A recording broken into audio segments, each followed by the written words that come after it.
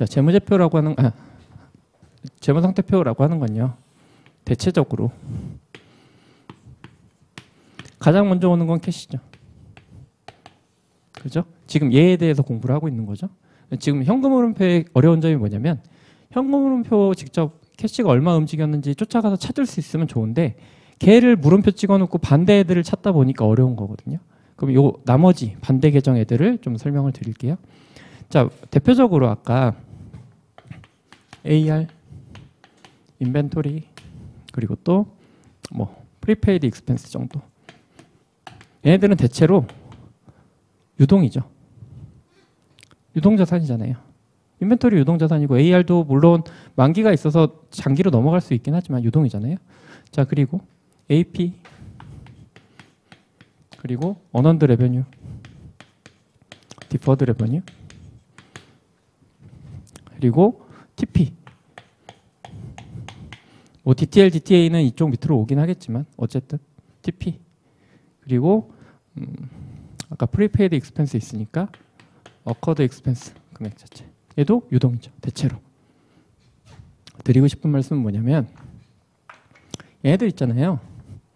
보통 유동으로 기록되는 애들. 얘네들이 보통 일반적으로 영업활동이라고요. 영업이라고 하는 건 회전 자체가 중요하잖아요. 그러니까 대체로 유동, 비유동, 자산부채라고 보시면 돼요. 근데 이게 유동이건 비유동이건 이거 구분하는 게 중요한 건 아니에요. 계정 과목을 알고 계시는 게 중요해요. 근데 매출채권 여러분 생각했을 때 장기 매출채권이 있을 수 있긴 하지만 뭐라고 생각해요? 그냥 캐시 밑에 붙어있는 애라고 생각하지 않아요? 돈 금방 들어올 것 같은 애. 인벤토리도 뭐예요? 쟤도 팔리는 거잖아요. 금방. 기본적으로 보면. 그러니까 유동으로 가는 거고. 그래서 영업활동이라고 하는 건요. 보통 유동, 자산과 CA와 CL. 이 일반적이다. 큰 틀에서 볼게요. 이걸 구분하는 이유는 있어요? 자, 투자활동이라고 하면요. 떠올려 보세요. 계정 과목 BS 기준으로 보면 뭐 있어요? PP, IA 그리고 인베스트먼트 있잖아요. 인베스트먼트 일로 갈 수도 있긴 하죠. 그러니까 절대적인 건 아니에요. 그러면은 PP, IA 그리고 인베스트먼트 이 정도 BS 계정에서 발생했죠. 그렇죠? 아까 동의하셨잖아요. 그럼 얘네들은 뭐예요?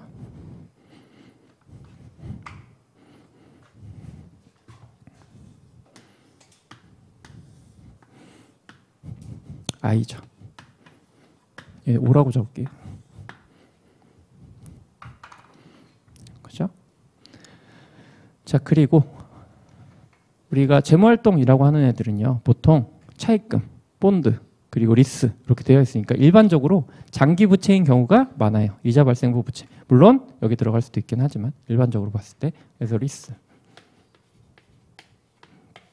그리고 본드, 버로잉,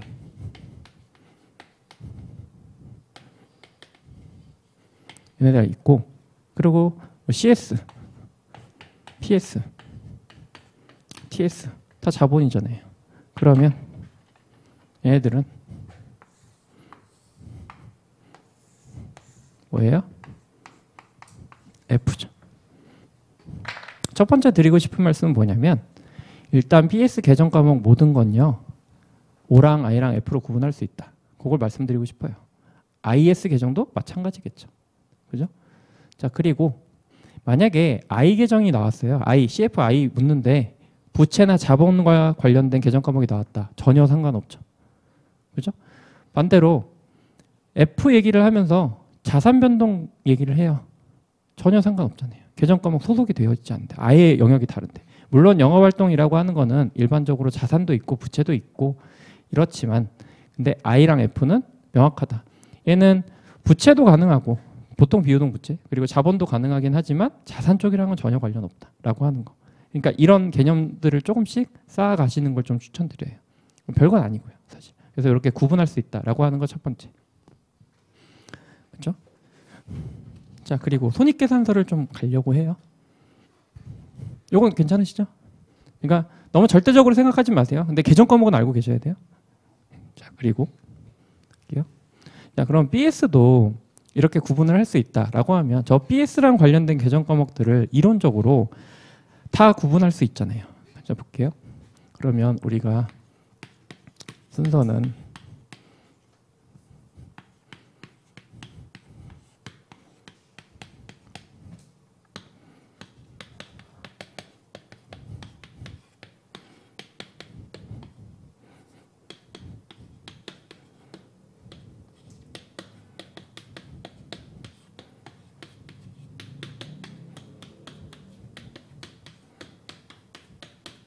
이렇게 되죠?